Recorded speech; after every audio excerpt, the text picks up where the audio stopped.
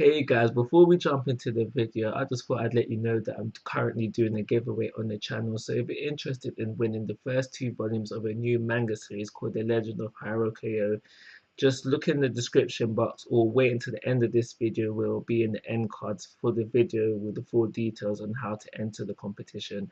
So yeah, go for it guys, and if you do decide to enter, good luck to you.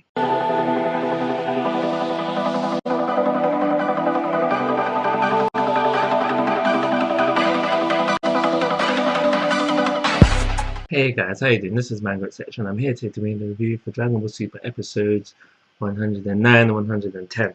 So I've jotted down some points that I really want to talk about. So I'm just going to go through all those points and then I'll call it a review as always.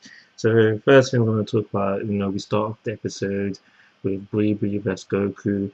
Not really much to talk about there. We do see another transformation from Bree, which wasn't really much of a transformation, of just the additional wings. So for Akira Toriyama, that's kind of lazy. You could have given her a full new design, or just not bothered with that at all.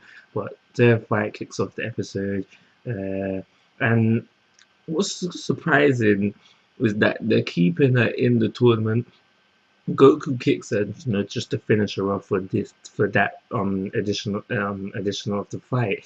But what's interesting is that they're still keeping her in. For some reason, they don't want to get rid of Bibi. So I hope she does something within the future, because right now it just feels forced for her to still be in it. So unless she's going to do something in the future, I really just wish they'd get rid of her now, because she's starting to become a bit annoying for me. So after that, we move on to the main event of the two episodes, which is Jiren versus Goku. But just before we hop into that, we just get that little more additional hype for Jiren, where we are told that he's shaking the whole of the void that they're in, the whole world of void that they're in. He starts to shake that. That adds to his hype a little bit. And the last bit of the hype to him is that how everybody senses that his power, and everyone starts to get afraid. So that's like the last little bit of hype we give him before he actually jumps into the fight. So Goku being Goku, he wants to warm up into his fights. He goes at Jiren in base form and then works his way up. Now, one thing I did realize is that we didn't see Super Saiyan 3. We saw Super Saiyan 1, we saw Super Saiyan 2, but we didn't see Super Saiyan 3. That's just something I noticed. I don't really think there's much to that. And it's only when Goku gets to God mode that Jiren feels the need to start blocking his attack. So I think that's something to note, that Jiren just can't leave God mode alone. I take it as that, and I take it that God mode is like the starting point of where you start to feel something when attacks hit. So I don't know, for God mode, maybe when it hits Jiren it feels like tickles. I don't know, but something like that. But it is something to worth noting. And also, he was doing it with one finger. I think that's very important to note as well, because that's something that Beerus would do when fighting Goku previously. So after that, Goku then starts to fight Jiren within Kaioken Blue, or Blue Kaioken, I can't remember which one it was. And we never stated the numbers he goes into, but I'm assuming he goes from 0 to 20. So, because we know by the end of it, he has in fact used 20. And now within this fight, it's the standard Dragon Ball Z style of fight, and then but we can clearly see that Jiren has the upper hand, and he would have defeated Goku within this limit of him. And so this happens now. Goku knows that he can't do nothing within this form. Jiren has clearly showcased that he's the better of the two. So Goku goes to what he calls his trump card, and that's where we get the Spirit Bomb confrontation of them pushing back the Spirit Bomb. And now I feel that there was a missed opportunity with this Spirit Bomb, which I am going to talk about later on. So that was all of episode 109. So 110 is about Limit Breaker Goku versus Jiren, but before that kicks off, we have all the other universes thinking that Goku's defeated, and they think, all right, cool. Yes, we are afraid of this guy, but at the end of the day, our universe is on the line. We have to fight him. So that happens now. But before like a serious fight can break out, or before just Jiren can defeat anybody, Goku comes back again, limit breaker mode. And so we then have limit breaker Goku versus Jiren. I love how they did this fight. I sort of like a chain. I'm not even gonna call it a spike or something good, but I saw a change in the animation. Some of it was good, some of it wasn't. But I noticed that. I'm sure you noticed that as well. But Limit Breaker Goku versus Jiren. Now in this mode, it has a time limit, which is funny because we call it Limit Breaker. But yeah, it has a time limit. But in this mode, Goku gets a really big jump. I forgot the word.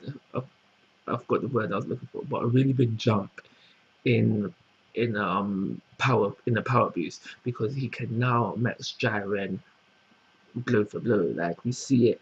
And what I really did like about this fight is how it was depicted in two ways. It was depicted on how everybody else watching, so Vegeta, all the other universes watching, and it's also depicted on what they was actually doing. So for example, if this is when Goku takes that first step forward, but in actual fact he's actually closed the gap between him and Jiren, and he has kicked him. And there was other moments like that as well, but that's just one just to mention, so you know what I'm essentially talking about. So I'm gonna go into the missed opportunity now. So we find out that this limit breaker mode, the gods call it Ultra Instinct, and it's a mode that's not easily obtained by the gods. Hearing all that is cool for me, but when we go on to talk about what Whis said and what he feels triggered this this transformation, I feel like it's a missed opportunity.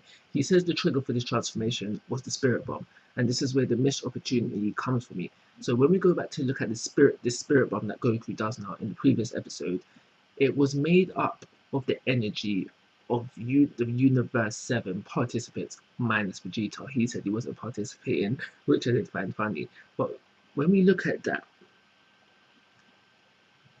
Universe 7 participants, so that spirit bomb could only be so strong.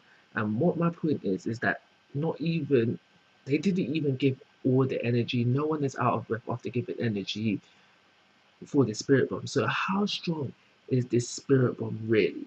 That's my whole problem with it, and the whole fact where that is then the trigger for Goku's limit breaker mode. I don't feel that this spirit bomb should have been strong enough to contribute to the end result of the limit breaker. I feel that the spirit bomb should have been stronger, and the missed opportunity there is not having the other universes participant in giving energy to Goku. We know that all the other universes are afraid of Jiren, and this also would go back to how I feel about how not everybody is playing smart within this tournament. Everybody knows Jiren is a threat. From seeing Goku struggling to deal with this threat, especially when people have fought with Goku. I'm thinking about Briefly right now. They should more people should have been more universes should have been willing to give Goku strength to the Spirit Bomb, which would have made it a stronger Spirit Bomb, which would have made Goku being stronger than Jiren when he hit Limit Breaker more believable. So that's my whole missed opportunity, and that is my one small, well, my one problem with the episode. So after all of that, Limit Breaker versus Jiren, Goku still doesn't come out on top. He is defeated. He is out of energy, and in seeing that, it made me think, wow, Goku might be the next one out, and I'm all for that because that would make things more exciting, and it would just it would just make things more exciting. Add to the hype of the arc, and yeah, I think that'd be something interesting. Vegeta questions him, yo, what was that? can I do that as well, kind of thing. And then as he turns his back, Frieza swoops in, grabs Goku, and the episode ends off with him going in for the kill. Now, do I think Frieza could kill Goku here and then? Yes. At the end of the day, I don't really think Frieza cares about the tournament. I know he's got a plan. I don't know what his plan is, but this plan will unfold at some point. But I do think Frieza has plans out there. Even if Frieza doesn't kill Goku, he essentially is done. I know, because we know no Senzuians are allowed to win this tournament unless they get disqualified for that. So Goku is done. We can have another character give Goku energy, but again, how much energy can they spare? Because we have seen, characters give characters energy before. Goku gave Frieza a little bit of energy when the Namekick, if you need an example of that. But yeah, back to my point. How much energy can one give Goku without sacrificing their position within the tournament, and B, even if they do sacrifice their place within the tournament, how much energy can they give? Like, for an example, let's just say Piccolo gave Goku all his remaining energy. Okay, is that enough energy to get him up to Super Saiyan 3? Can he now turn Super Saiyan 3? I think it would be unbelievable to say, all right, Piccolo gave Goku all his energy, and now he can go back into blue again. So yes, another character can give Goku energy, but I think realistically, Goku is now done within the tournament. And if Goku is next one now, I think there will be loads of people happy about that, because that can lead to someone else being the hero of the arc. And I'm basically looking at Vegeta, because I think majority would want Vegeta to be the next hero of the arc and let him have his time to shine, for one. So the last thing that I'm just going to mention is that how this episode hinted that Jiren is the mortal being that is stronger than a god of destruction. So it's not outright stated, it's just hinted, and I'm hoping that it's not him, only simply because it would be cooler to see another character be the one, because I just think it would be cooler to be someone else, really, because we know Jiren is from a universe with a low mortal level, so I just think it would be cooler for it to be someone from one of the other four universes with the stronger, higher moral levels, rather than it be Jiren. And yeah, that's everything I gotta say. So for episode 109, I'm gonna give that a 4-star rating, and definitely for 110, I'm also going to give it a 4-star rating. This was a good double up, unlike One Piece last week. But yeah, I've just been speaking long enough, so like always, guys, I'm asking for your thoughts and opinions. If you haven't already, please subscribe to my YouTube channel, but most importantly, take care. Have a nice day.